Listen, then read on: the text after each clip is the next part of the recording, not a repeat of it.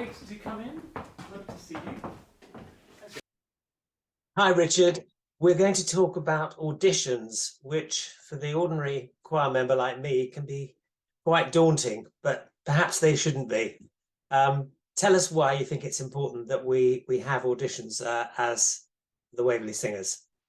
Absolutely. Well, it's really important that we maintain a sort of certain level of singing in our choir. And the thing is that most people can sing better than they really realise. And what we're looking to do is to explore people's potential.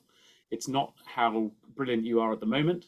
Some people, I mean, everybody comes to the choir with a different level of musical experience. Everybody has got music around them. We're all aware of music in our lives, whether subconsciously or consciously. It's all around us. And some people have sung before who come to audition for the choir. They might have sung in other choirs. Some haven't. They might be taking it up for the first time. Some might read music because they used to play something. They played the piano or the flute or something when they were 30 years ago when they were little. Or everybody's got a little bit of musical experience or potential. So our job is to find not how good you are now, but how good you might be after a little bit of practice and sing with us for a bit. There's all sorts of different people come in to audition, and everybody's got a different skill set. But what's nearly always true is that people are really, really nervous when they come to audition. So the first thing and the most important thing I'd like to stress is that I do every possible thing I can to make it relaxed and easy. I want to hear the best you can do. So it's not like a performance. It's not like an associated board exam. It's not like taking your grade 3 singing or your grade 8 singing or your grade 1 singing. It's about your potential. So what I will do is I will usually kind of explore people's range just to check. Sometimes people don't know if they're a soprano or an alto or a tenor or a bass,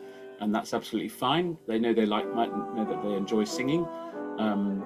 It's well proven that singing is good for the mental health and it's fun to do. So for anybody who's interested in singing, it's often a question of finding which choir is right for them. So there's all kinds of things available locally, from rock choirs to choral societies to chamber choirs. It's just about finding the best fit for you. But in terms of having an auditioned choir, it means that it's not just about getting in. It means that when the existing members have to re-audition every 3 years, and that's just to monitor how people are going and to make sure that people are kind of really getting the best that they can out of their singing. And we often have talks about people. Sometimes people go on and they choose to have lessons because they find that actually they're enjoying it a lot more and they want to, take it up as a more serious hobby. Most people just come along each week and have a lovely sing, and that's it. So so the function of the audition, as the video that we've made demonstrates, is that I test the range. Then people sing a short piece which they have prepared a little bit. I recognise that they might not have prepared a piece before. That's absolutely fine. What we're trying to do is to see potential. So often it will be not like a mini singing lesson, but I might make a couple of simple suggestions, and that can often make quite a big difference to how people sing. So the last thing we're going to do is just a little bit of sight reading. So you've got, I've just given you some Gounod in a very cheesy English translation. The first 2 notes are entry, so it's kind of in a steady 4. 1, 2, 3. Okay, let's get those first 2 notes right. Entries. 1, 2, 3. Okay,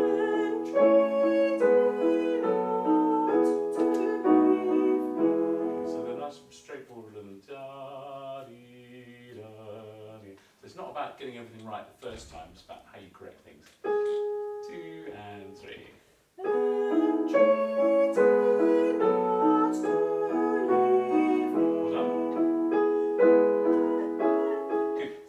So just if you think about, you've got entries, and you think about how high that is, and then the last 2 leave the end, so you've got a fifth there to work out. Leave the end.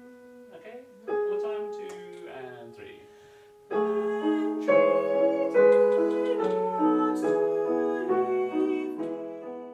People don't often realise that singing is using the voice in a different way from speaking slightly, and actually most people don't realize what a brilliant voice they got inside them. That's the most exciting bit from my point of view, is that, you know, I remember there's been a few people who've come in over the years, in this choir and other choirs, with the most amazing voice that they've never used properly before, and maybe they didn't really read music much, but suddenly they discovered they've got this voice and they really enjoy using it. Thank you very much, Richard. You've almost made me look forward to the re-auditions for the basses, which are coming at the end of this summer term. Thank you very much. Pleasure.